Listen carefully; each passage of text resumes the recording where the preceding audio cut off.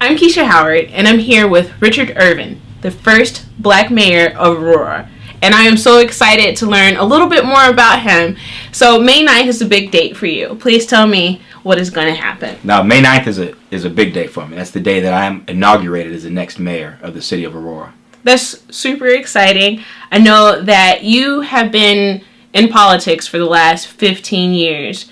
And what was it that really kept you going and really kept you down this path? Like, what kept you consistent? What inspired you to get to this point?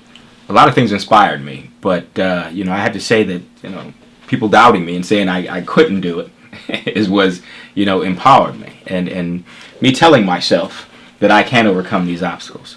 Now, there was a time when I was 16 where I was in a car, and somebody in the car had a gun, and although we didn't do anything bad that day, the very next day that kid in the car with us got in another car and went out and shot somebody. So that was a point in my life where I said, I just don't want to be a product of my environment. When I was in the military during the Gulf War, and you see death and destruction and despair and bombs bursting in the air, really, that was another turning point where I said I wanted to overcome my obstacles. When I got back, I was the first person in my family to graduate from high school, let alone go to college and then law school, and I just kept achieving. I started to believe in myself. When others believed in me, I began to believe in myself, and I overcame my obstacles, and I wanted to continue to overcome those obstacles. And I decided I wanted to be mayor of Aurora, and I made that happen. All right. And speaking of which, you have had a lot of firsts in your life. So could you tell me about some of the first things that you've done? Well, I was the first in my family to graduate from high school, first in my family to go to college, first in my family to go to grad school, and which was law school for me. First community-based prosecutor. I was a state's attorney in Kane County, assigned specifically in the city of Aurora to work with the police to address quality of life issues. I was the first ever. When I was elected as alderman at large, I was the first African American ever elected citywide. And now, as mayor, I'm of course the first African American mayor of the city of Aurora. All right. And with you having said all of that, like, what is it that you can tell our young African American men out there who are dealing with, difficult challenges, difficult circumstances? You were able to do all of these things coming from the exact same environment that some of these other young men are in. So, like, how did you keep doing it? How did you find the strength? How did you find the courage? I'm not gonna lie and say it was easy. It was hard. It took determination. It took drive, and it took me believing in myself. And most importantly, it took me to be a dreamer, dare to dream. And that's what I'll tell all our young men that grow up in the environment I did. Grew up in the hood, single mother maybe, poor maybe. I say, dare to dream. If you dream, every great man or woman that ever achieved a goal once had a dream. And if you dream and you believe in yourself, you can make that dream come true. All right. And like, who are some of your role models or the people who you looked up to who inspired you along the way? Because we can't do it alone, and so who are some of those things? Who are some of those people? Maybe was it books or anybody? It was my grandfather. As I told you, my father wasn't in my life growing up. My brother and I, we had different fathers, and his father was in and out of prison. My father selling drugs, so we didn't have that male role model in our lives. My male role model was my grandfather. Now, my grandfather only had a 6th grade education, but he was self-taught, taught himself how to read, taught himself how to do math. He had a strong work ethic. Sometimes he had 2 full-time jobs to take care of his family, and I saw that growing up, and it inspired me. And he taught me how to be a man. All right. I'm going to ask you a really difficult question. You ready? I'm ready. All right. What makes you different from other politicians? First of all, I don't consider myself a politician. I consider myself a public servant. I'm here for the people, all the people, black, white, Latino, Indian, Asian. I'm here for everybody. And, what may make me different to the community is that I truly am in this for the community. I'm not in this for me, for any self-gain. I'm already a lawyer. I already have a successful law practice. I could continue on with that. But I have this urge and desire to give back to the community that gave me so much. All right. So, obviously, you've been working hard for these past 15 years to get to this point. Like, what do you, how do you not burn out with, constantly, being in this grind? I know it's going to sound strange, but people give me strength. The citizens of Aurora give me strength. My family gives me strength. And I feed off of that strength. And make no mistake, I didn't just become the mayor one day. I ran for mayor in 2005 and I lost. And it was a blow, but I didn't want to give up. I had to do what I needed to do to get inside the system, to learn the system, to become this person that I wanted to be, this mayor of the city. After I lost that election, 2 years later, I ran for alderman at large. Exact same race, citywide race, but when you win, you don't become the mayor, you become an alderman.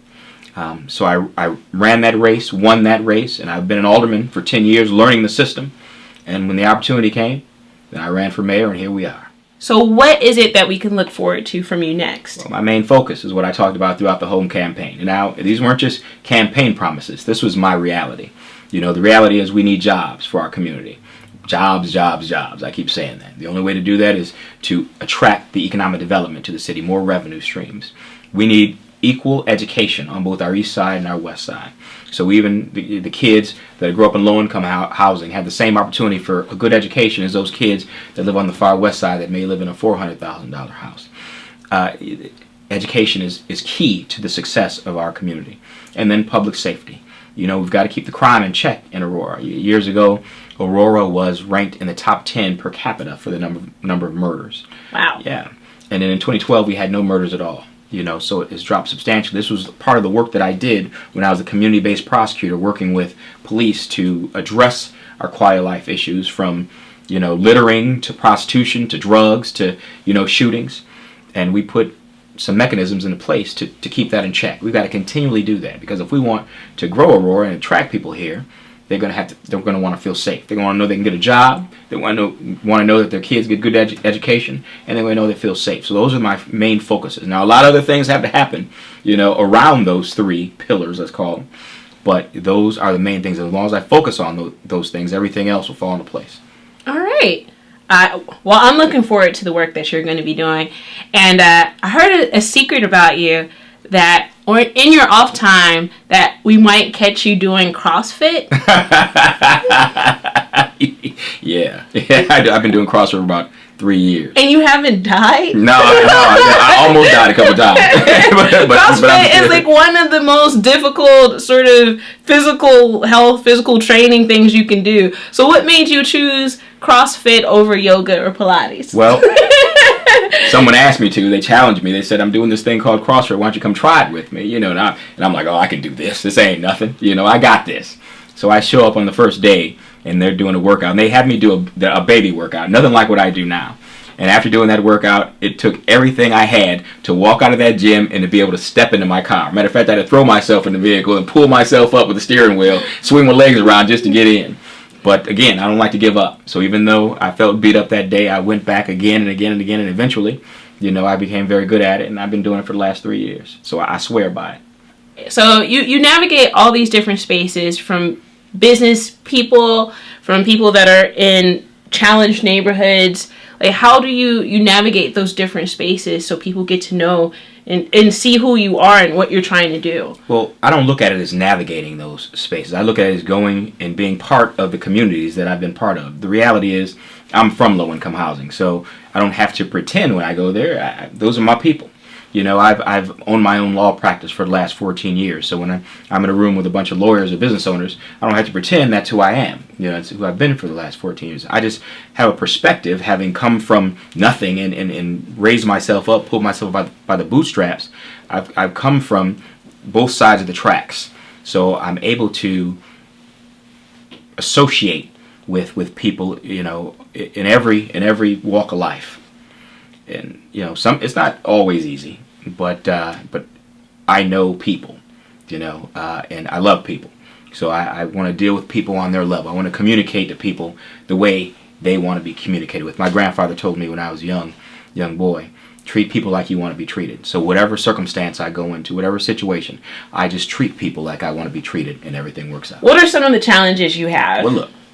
We all know that there's haters out there. We know this. Okay. So some of my major challenges is people that want to see me fail. Just because I am who I am. But that has been, what I've dealt with my whole life. People that want to see me fail and expect me to. Sometimes people even close to me. But my job is to keep overcoming my obstacles. And eventually, even though I have my haters, I'm not going to, disown them. I want them to join the team as well. So, eventually they're going to believe in me just like the people that believe in me do. So, it's just a job that I have to do, a hard work that I have to do to win people over. And, like I said, it's not an easy task, but it's one that I'm looking forward to engaging in. So, I also heard from, my secret little birdie that in addition to, you doing CrossFit, you also are a huge fan of pizza. That's your favorite thing to eat while you're in the city. That's just, you asked me what my favorite restaurant is, and that's one of my favorite restaurants in Aurora. It's called Ach and Lou's Pizza. Yeah, so that's one of my favorite things to eat here in Aurora. And so then after that, that's why you have to do the CrossFit? that's why I have to do the CrossFit a whole lot and bite. Because I like pizza a little bit too much. Ooh, all right. So what were some of the life-changing moments that you had to get here? The day I signed up and went to college, my brother went to prison. And when I graduated college and was getting married, he was just getting out of prison. So these are the things that affected my life and wanted me to overcome my obstacles and not be a product of the environment that I grew up in. Many of the young men that I grew up in, let's say there's 30 young men that grew up and out in the community with me. I would say of the 30, 20 of them went to prison at some point. A few of them, died from gang violence. And I never wanted to be a product of that environment that I grew up in. So I always wanted to overcome and achieve something more than the circumstances I was in. We've talked so much about your life and your journey getting here. But what are some of the things people don't know about you? I don't think people truly know my heart. Know that the reason I'm in this whole public service game, and I call it a game because we have to navigate through so many parts of this political environment. The reason I'm doing it, the whole reason I'm doing it, is because I care about people. People I don't even know. I just have this innate feeling to want to help someone, help the underdog, help someone who's in need of help. So people don't know my heart and my true reason. And I can only say that the whole reason I run for office, whether I run for alderman at large or whether I run for mayor, is because I truly like people. And, I want to help people. I want to give back. I want to help our community, which in turn helps my people. Do you play video games? Do you ever have time to? I used to play video games when they was regular old video games. Now these video games are... What's regular old video games? Pac-Man, Galaga, right, the good old stuff, right, Space Invaders. So what's wrong with video games now? Look at your face. They got too many buttons, right? They just ain't one little joystick, right? I'm gonna have to challenge you to some video games. If I ever come out here, I'm bringing my PlayStation 4, right. And we're gonna play something. I am looking forward to the video game that is like virtual reality. Oh yeah, virtual reality is it's gonna be mind blowing, literally. Yeah. So that's because my background is in video games, so I think that when you play video games and you're losing a bunch, it teaches you the power of failure and how you learn from each failure to become better. You learn something new each time to become better, and then that's how you become a good You know what gamer. That's called to me? What? Life. Yes, exactly. I lose a bunch in life, and it teaches you how to become better. Exactly. My second question is, what are some of your favorite, action movies? Or action series? Did you watch, what was it, Luke Cage, or did you... I did watch Luke Cage series, the first season. Okay, what'd you think? No, it wasn't bad. I kept waiting for him to throw on a costume, though. I was like, man, what's the dude gonna throw on a costume? So, the hoodie with the holes in it just wasn't enough? It wasn't a real costume, you know what I'm saying? But realistically, would a dude in a challenged neighborhood have a costume Right, really would he put a costume on? Right, But, no, I grew up watching superheroes, whether it's Batman and Superman or my favorite, Spider-Man. and all his crew, and Wolverine and the X-Men. So no, I grew up watching that. And matter of fact, as soon as a new movie comes out, I rush to see it. Sometimes I go by myself just to make sure just nobody asking me questions. So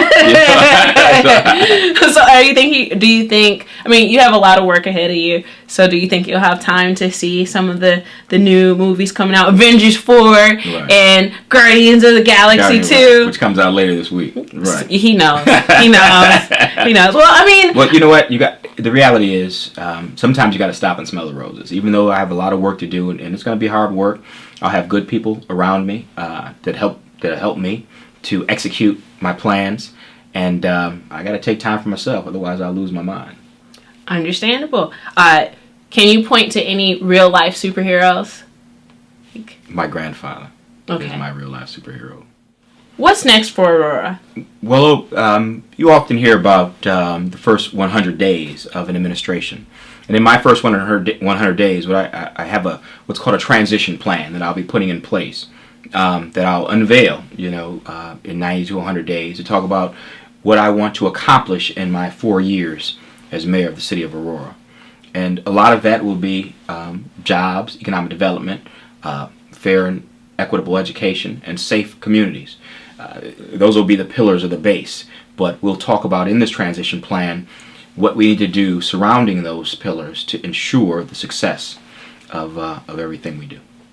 All right. Well, thank you so much for your time. Thank you so much for inviting us into your lovely office and, giving us some inside information about who you are and what's going to come next for this city. I'm pretty excited. Thank you. Well, thank you very much. I appreciate you coming out and talking to me.